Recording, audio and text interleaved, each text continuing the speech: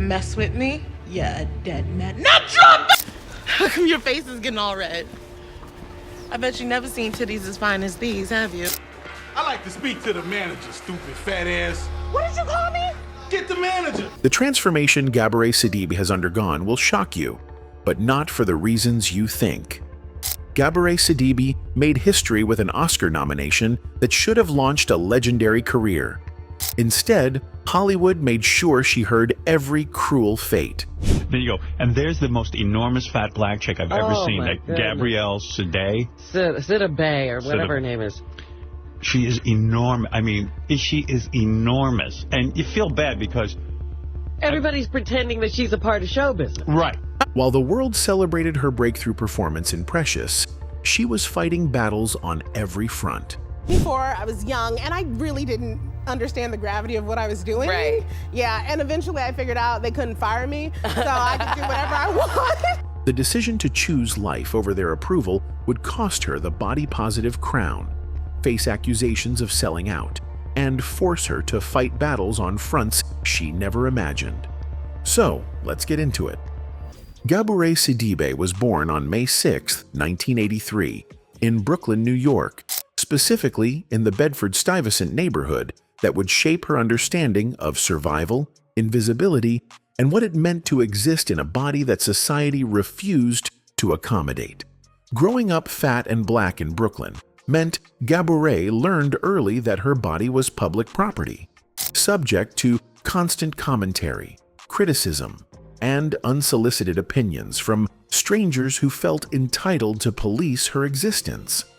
Her father called her Fatso, a nickname that sounds like casual cruelty, but was delivered as fact, as if her weight was the only notable thing about her. The family's Senegalese Muslim background added another layer of expectation. She was supposed to become a good Muslim wife, meaning submissive, accommodating, and grateful for whatever man would overlook her size long enough to marry her. Her mother.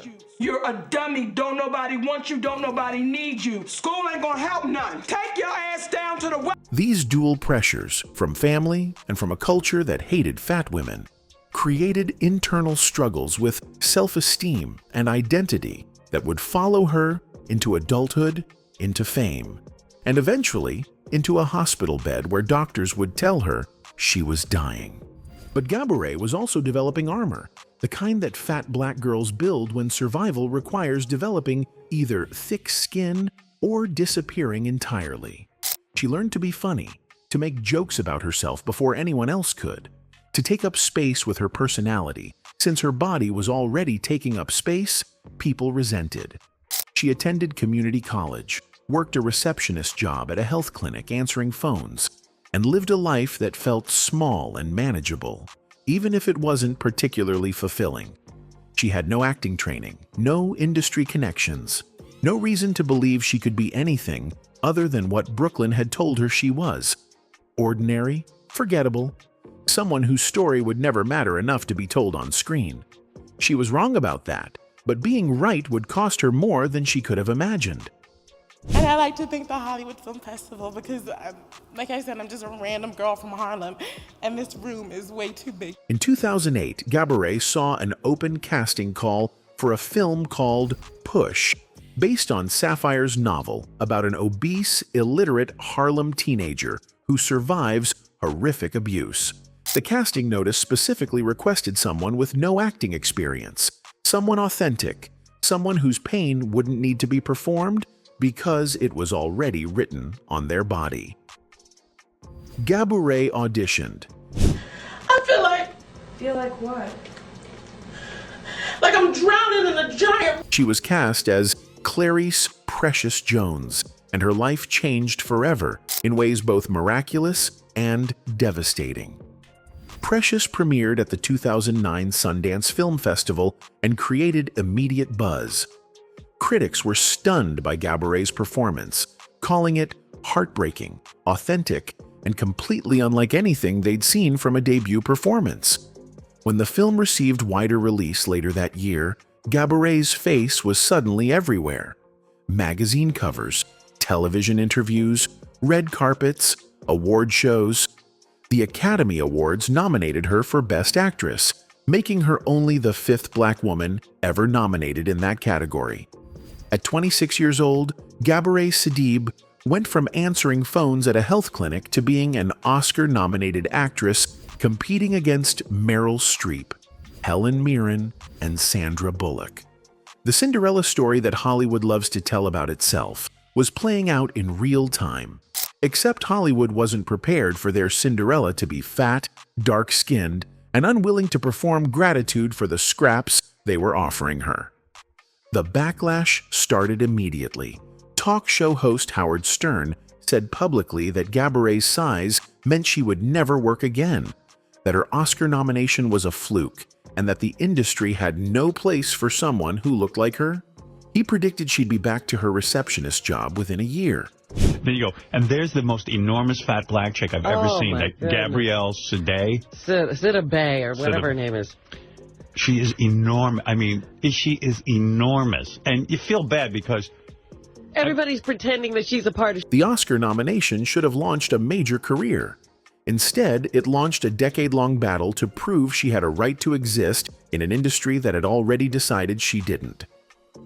Behind the Oscar nominations and the public appearances, Gabourey Sidibe was fighting a war that had been raging since childhood, the war with her own body. She revealed in her memoir, "This is just my face, try not to stare," that she had struggled with bulimia during college, purging after meals in desperate attempts to control her weight and appearance. She dealt with depression so severe that she contemplated suicide, weighing different methods of ending her life while trying to maintain the appearance of normalcy. When she finally told her mother she was depressed, Alice laughed, dismissing her daughter's mental health crisis as dramatic overreaction. That moment of maternal rejection, of not being taken seriously, even in her darkest suffering, reinforced Gabourey's understanding that her pain didn't matter to the people who should have protected her. The pressure intensified after Precious made her famous. Suddenly, her body wasn't just her private burden. It was a public controversy, a topic for think pieces and debate shows. I was having panic attacks where I couldn't stop crying and I couldn't breathe, and like my entire body felt like it was like heaving and shutting down. And one day I got so upset that I threw up, and I realized that it made every outfit she wore, every photo she posted, every public appearance became an opportunity for strangers to weigh in on whether her body was acceptable that particular day.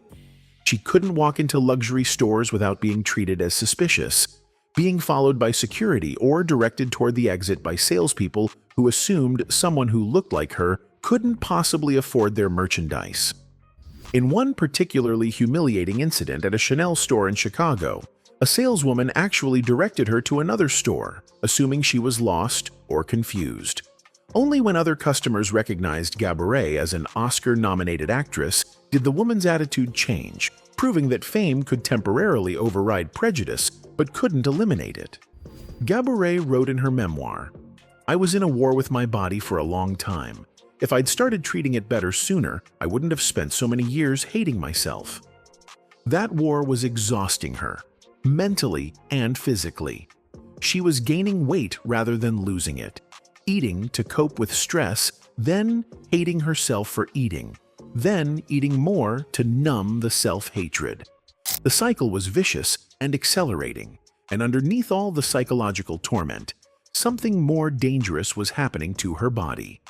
Something that would soon force her to make an impossible choice between the body-positive image people expected from her and the medical reality that was threatening to kill her. In 2016, Gabourey Sidibe received the news that would fundamentally alter her relationship with her body and her understanding of what health versus acceptance actually meant. She was diagnosed with type 2 diabetes. Her older brother Ahmed received the same diagnosis around the same time, suggesting genetic predisposition, but also confirming that their shared lifestyle and family patterns around food and health had created predictable consequences. For Gabourey, the diagnosis wasn't just about blood sugar levels or insulin resistance. It was about facing the reality that her body was breaking down, that the weight she had spent years learning to accept and love was actively threatening her life in ways that body-positive mantras couldn't fix. She told People magazine, "I just didn't want to worry.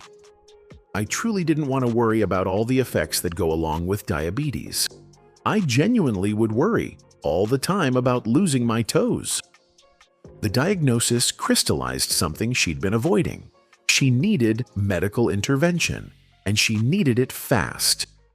In May 2016, just weeks after the diagnosis, Gabourey underwent laparoscopic bariatric surgery, a procedure that would remove approximately 80% of her stomach, drastically reducing her capacity to eat and fundamentally changing her relationship with food. The decision was agonizing for reasons that went beyond typical surgical anxiety.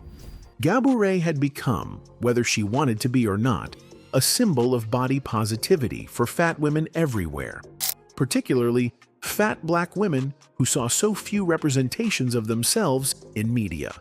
Her public confidence, her refusal to apologize for her size, her statements about loving her body, these had made her an icon for people fighting against sizeism and diet culture. Like haters. I feel like haters are like ghosts or aliens. Like you either believe in them or you don't. Like I believe in ghosts, but I don't believe in haters. Like I'm out here winning, so what? Choosing surgery felt like betraying that community, like admitting that society was right all along, that fat bodies are indeed problems that need to be fixed. She anticipated the accusations before they came, that she was selling out, taking the easy way out, giving in to Hollywood's pressure, abandoning the principles of body acceptance that she had publicly championed. Those accusations did come, exactly as she feared, from strangers online and from people within the body-positive movement who felt personally betrayed by her choice. After the surgery, Gabourey's body began changing in ways that were both liberating and terrifying. She was losing weight steadily, her diabetes was coming under control, and she could move through the world with less physical pain than she'd experienced in years.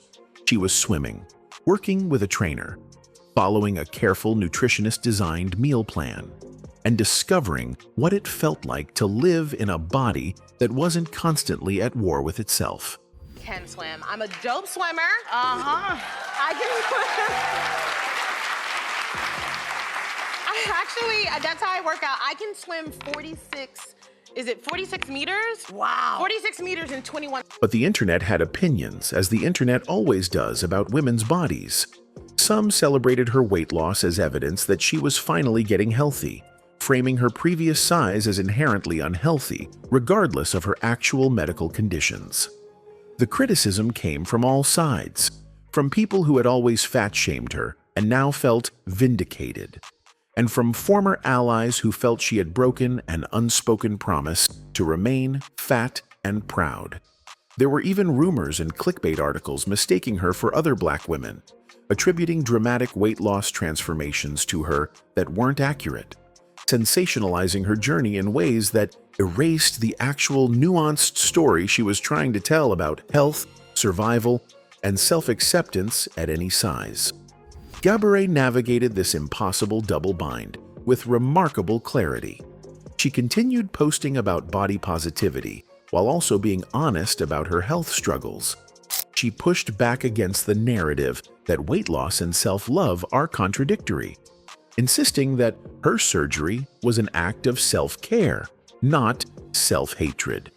Through it all, Gabourey maintained that her primary relationship was with herself and her health, not with public opinion or movement politics.